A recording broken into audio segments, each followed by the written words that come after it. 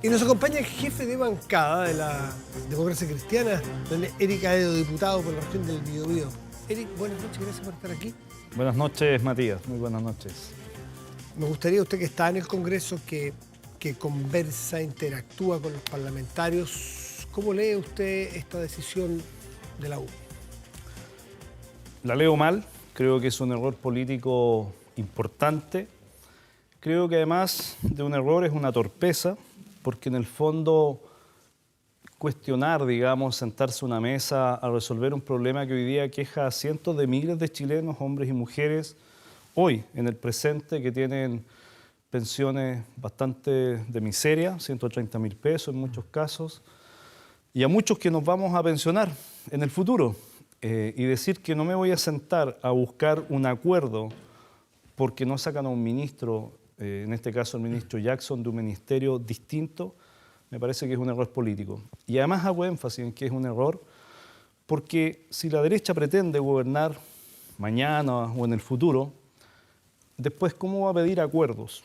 ¿Te fijas? Me parece que eso es un error. Y en ese sentido yo también hice un emplazamiento a Evelyn Matei, que es alcaldesa de Providencia, y que se ha planteado como una de las alternativas de la UDI, por ejemplo, a ser candidata presidencial, que llama al orden a su partido, porque si esta es la forma que van a ofrecer para gobernar, cuando se amurran, levantarse de una mesa de negociación en un tema que no importa a todos los chilenos, me parece que es una pésima señal. ¿Y cuál es la evaluación que hacen ustedes del ministro Jackson?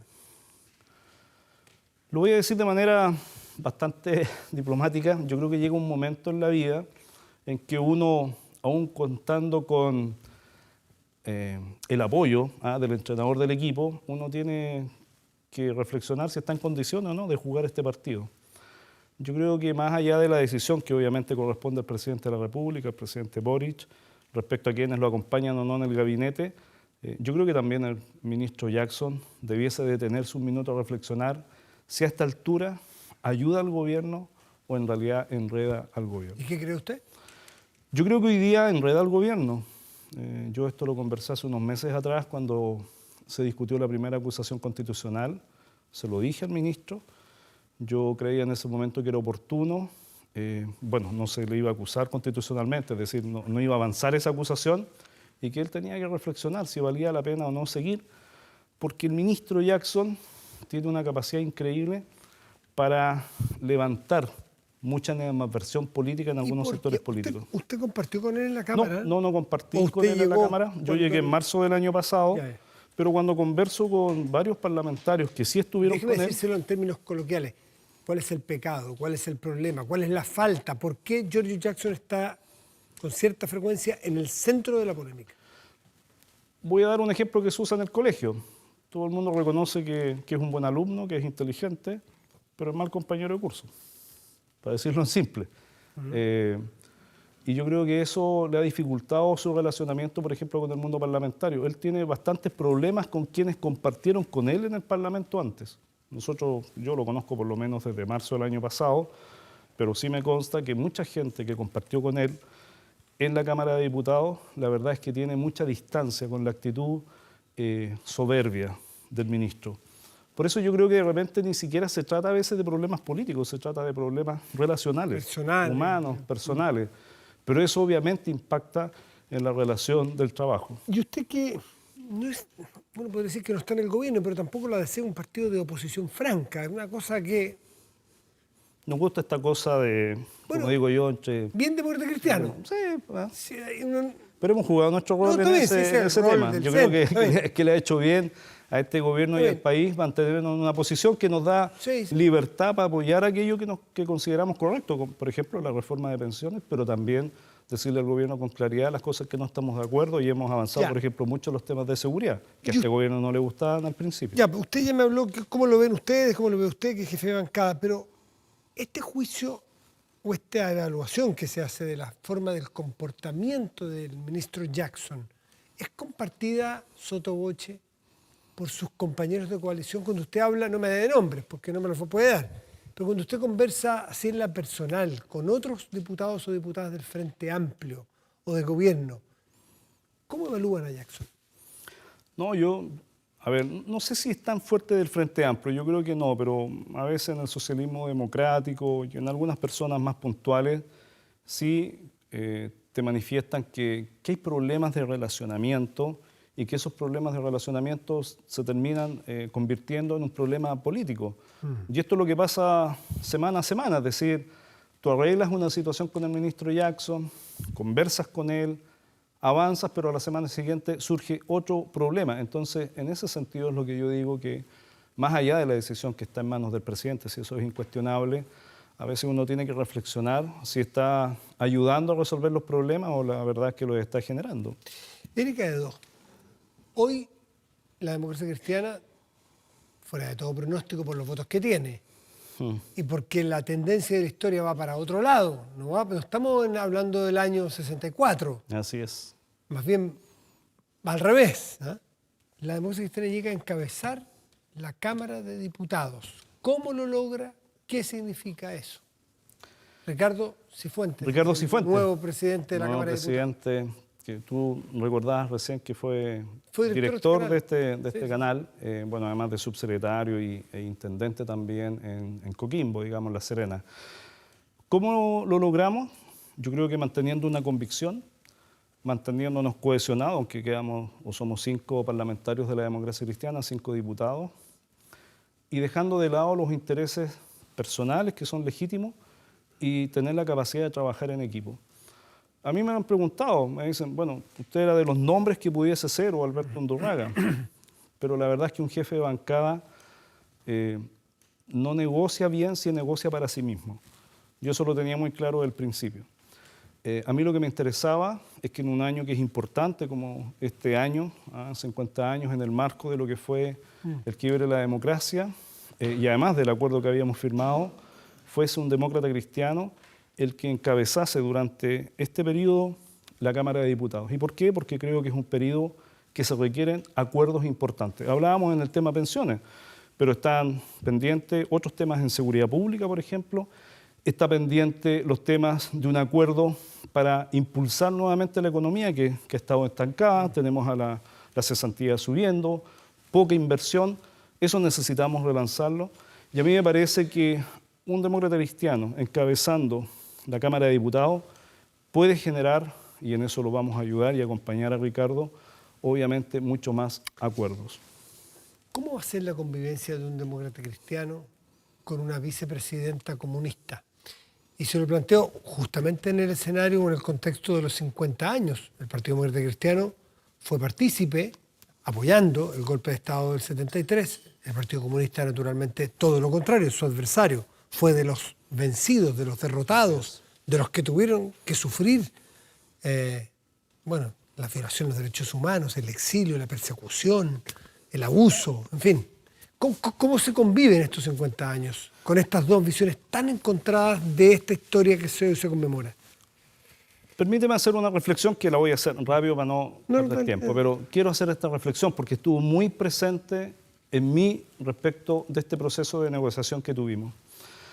Yo ocupo hoy día el mismo cargo, jefe de bancada, que ocupaba Pareto hace 50 años atrás. Y yo he tomado conciencia que hace 50 años, en otras circunstancias, se firmó, por ejemplo, o se hizo un acuerdo en la Cámara de Diputados en que se declaró ilegal el gobierno de Salvador Allende. Y eso generó consecuencias. Sí, claro. Y soy consciente de aquello. Por tanto, yo en lo personal, la reflexión que hice es, ¿qué rol voy a jugar yo como jefe de bancada de la democracia cristiana 50 años después de ese hecho? ¿Quiero salir a golpear un gobierno? ¿Quiero salir a detener los hechos que requerimos, por ejemplo, de mayor justicia social? ¿Quiero seguir friccionando la política? ¿Quiero seguir dividiendo a la propia democracia cristiana? ¿O lo que quiero es construir acuerdos con otros? Y he llegado a la conclusión que es mejor construir acuerdos, que es mejor reencontrarse con quienes tuvimos un quiebre, mirándonos a los ojos, diciéndonos las cosas con mucha claridad, porque en esta negociación nosotros desde el primer día mantuvimos que íbamos a... ¿Y hay espacio para esa reflexión? Íbamos a defender que nosotros nos tocaba, según ese acuerdo, dirigir hoy día la Cámara de Diputados. Y lo hemos hecho con convicción, pero también con generosidad y entendiendo el punto de vista del otro. Te lo digo muy francamente. Yo provengo de una familia en que tíos míos fueron asesinados por la CNI, exiliados, mis abuelos golpeados. Por tanto, también me ponía en la posición de la gente del Partido Comunista y por eso valoro que Carmen Hertz esté en la testera. Porque conozco la historia de Carmen Hertz. Todos la conocemos. Todos la conocemos. Dramática. Y por eso era tan importante entonces que este acuerdo uniese a 50 años del golpe en una mesa a un demócrata cristiano, a una representante del Partido Comunista y a una representante del Partido Socialista. Creo que este es un buen ejemplo, que siempre podemos defender la democracia, que podemos tener diferencias, Eric, pero podemos avanzar juntos. Sin duda es una tremenda señal, es de las señales que hace tiempo no veíamos en la política, que genera bastante aliento, creo yo, para estos 50 años, el que puedan conversar los quienes fueron adversarios, ¿y qué adversarios? Hace 50 años, pero tampoco nos podemos hacer los lesos de que hace un mes o menos, el evento Patricio Fernández, lo que ocurrió con él, las cosas pintaban en contrario, pintaban en que iba a ser imposible dialogar, debatir, que había debates que se cancelaron desde algunos lugares, en que no se podía hablar siquiera de las causas, porque inmediatamente se era un negacionista, o se era, qué sé yo, alguien que avalaba las brutalidades que ocurrieron en dictadura en materia de derechos humanos. Entonces, ¿cómo van a poder debatir ustedes y tener su punto de vista y que no se arme la grande? Bueno, yo creo que una de las cosas importantes y por qué defendimos tanto que fuese uno de los nuestros, digamos, parlamentarios de la DC, en este caso Ricardo, que ocupase el puesto de la presidencia de la Cámara, es porque justamente creo que podemos ayudar a que no solo los extremos, sino que el mundo político se reencuentre. Nosotros creíamos que era muy complejo que si se sentaba hoy día el Partido Comunista a dirigir la Cámara, con lo que había pasado, por ejemplo, con Patricio Fernández, era difícil que se lograse una conversación o por lo menos dialogar de manera mucho más fluida durante este tiempo en la Cámara. Por eso creo que esto puede ser un aporte. Y lo otro es que yo estoy convencido de eso. Yo te he contado, fui jesuita un par de años de mi juventud. Yo creo que uno cuando tiene convicciones las tiene que decir con mucha claridad. Yo tal vez en eso soy un DC atípico. Hablo claro, no insinúo cosas, no ando que me adivinen. Y cuando uno habla con claridad y pone sus puntos de vista claros y los defiende y da cuenta de ellos, porque no son antojadizos, yo creo que entonces uno va ganando respeto también en el adversario político. Y yo creo que esa es una tarea que la democracia cristiana espero que persevere. Por último, Eric Aedo, hablando claro, no de manera oblicua, este acuerdo, esta mesa conjunta, ¿puede ser el inicio del ingreso de la democracia cristiana al gobierno del presidente Boric? Yo soy, aunque a algunos les cuesta creerlo, yo una vez lo conversé con el presidente de la República, yo soy partidario que la democracia cristiana debió haber sido parte de este gobierno. Lo digo con esta claridad. Ahora, no es la decisión que ha tomado la democracia cristiana. Yo creo que se requieren acuerdos amplios y darle también más sustento político a este gobierno. Nosotros no estamos apostando porque este gobierno le vaya mal, ni se caiga, ni que termine como un pato cojo doble, digamos. Pero esta es una decisión que tiene que tomar el gobierno y obviamente que si hace esa invitación será la institucionalidad de la democracia cristiana, no el jefe de bancada de la DC, la que tome esa decisión. Eric Aedo, jefe de bancada de la democracia cristiana, muchas gracias por estar esta noche con nosotros. Muchas gracias, Matías. Que esté muy bien. Chao.